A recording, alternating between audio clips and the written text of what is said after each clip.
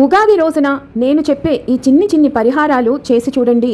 మీకు ఎటువంటి కష్టాలు నష్టాలు లేకుండా సిరి సంపదలతో అదృష్టం మీ వెంటే ఉండేటట్టు మీకు చేకూరుస్తుంది. ముఖ్యంగా ఆర్థిక సమస్యలు అన్నీ కూడా తొలగిపోతాయి. డబ్బుకు ఎటువంటి లోటు ఉండదు.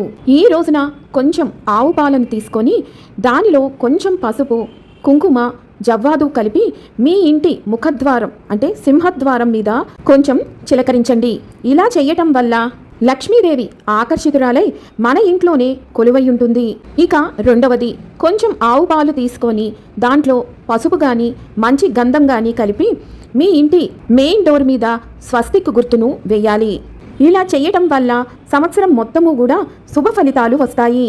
ఇక మూడవది, ఈ రోజున మామిడి తోరణాలతో పాటు వేప మండలను కూడా గుమ్మానికి కట్టండి.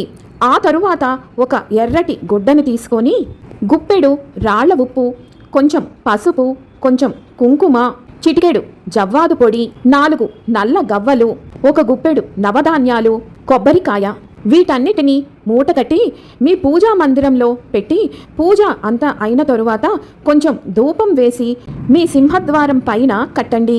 ఇలా చేయటం వల్ల లక్ష్మీదేవి మీ ఇంట్లోనే తిష్ట వేసుకొని కూర్చుంటుంది, రాజయోగం పడుతుంది అని పండితులు చెప్తున్నారు. ఈ కట్టినటువంటి మూటను 6 నెలలు గడిచిన తరువాత మళ్ళీ ఇదే విధంగా తయారు చేసుకొని కొత్త మూటను కట్టండి.